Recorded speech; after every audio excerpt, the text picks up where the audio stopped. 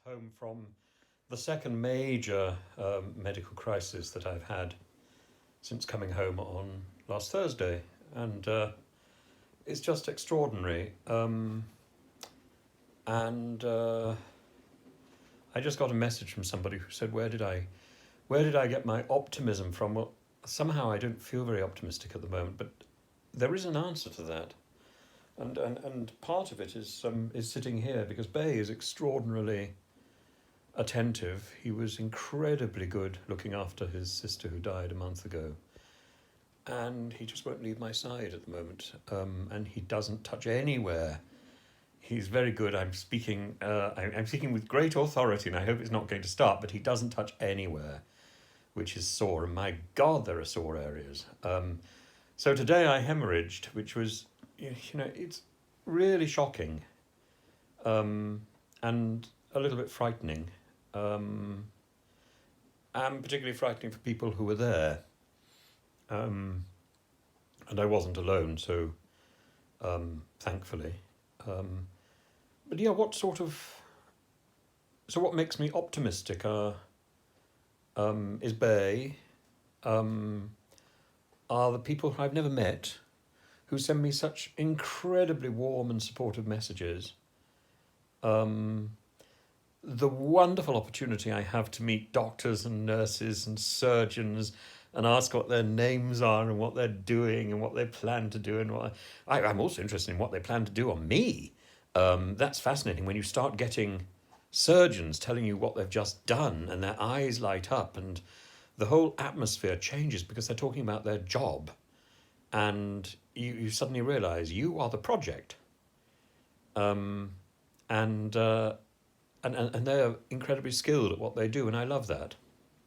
What gets me down is the bureaucracy which ring fences both the NHS and our education service and our legal service, and it's got bigger and bigger and bigger, and it's operated by people with less and less knowledge and more power as a result, particularly because of COVID. And it's aggressive, it's ill-informed, it's parroted, you have to ask 20 questions because this is the protocol, when in fact all you want is, can you tell me how many of these tablets do I take, because the doctor who prescribed them left that information off the packet. And as a result of this sort of runaround, you have no telephone number that is actually accessible, and you don't have the information. What you get is this constant barrage of people who are patronising, dismissive, rude, and actually know nothing about you. And one of the ways that we gain real power is not by mouthing off to people we don't know. That's called bullying.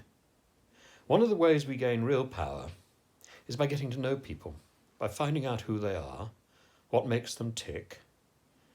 So do I feel particularly depressed or anxious? No, that would be a misunderstanding of my position. I feel complete confidence in the people who are doing the job. But I am horrified that the people who are probably being paid the most in the NHS are the pen pushers who probably don't know how to fill up a pen. And those people are going to survive whatever happens, because you never get rid of bureaucracy. This is one of the few things I think the twit Dominic Cummings probably has got right, that we need to reform Whitehall and we need to reform the civil service. Yeah, because there's a lot of people in that organisation who are not really pulling their weight and who are not really doing their job. One of the things which is fascinating is so I've had on a number of occasions now a thing called a oh God, I can't even remember what it's called. Anyway, it's the letter you get when you leave hospital. I think I've had about 4 of them now because I keep leaving and I keep going back, and each time the letter is incomprehensible. Each time there's something missing. So in the letter today, what was missing was the ward number. How am I going to know what the ward number is if it's not on document. And when I first went to the hospital, there was no receptionist, there was no information there because they don't start until long after I was asked to present myself. So what am I supposed to do? This is basic information. And what I think we've got into a habit of doing is producing data and fairly random data rather than information. And if somebody did that to me in an essay academically, I would hand it back and I would ask them to rewrite, or I would mark them very low indeed, no matter what the content was, because it is incomprehensible. And what you say what happens when you say this is incomprehensible is you tend to get a telephone call from somebody saying, well, I'll explain it. I don't want to be patronized. I don't want an explanation. When I say something is incomprehensible, that is a fact. I would love to know your opinion about how bureaucracy has got out of control, because I see it in almost every part of our society. And I don't know what the answer is, except the first point is to call it out. Now, you might say, oh, well, bureaucracy is all over Europe, and Europe is the source of all our bureaucracy, which it may be. But in Europe, they have a very different attitude to bureaucracy because they know it doesn't work. So I remember living in Greece, where the bureaucracy was out of all control at one point. And I tried to use the bureaucracy as it stood, and I ended up in tears in a police station after 2 weeks of trying to register as self-employed. And somebody said to me, all you need is a fakilaki. And I thought, well, that sounds very rude. Well, a fakilaki is a white envelope which has been filled with the appropriate amount of money, in those days, drachma. And I thought, so that's it.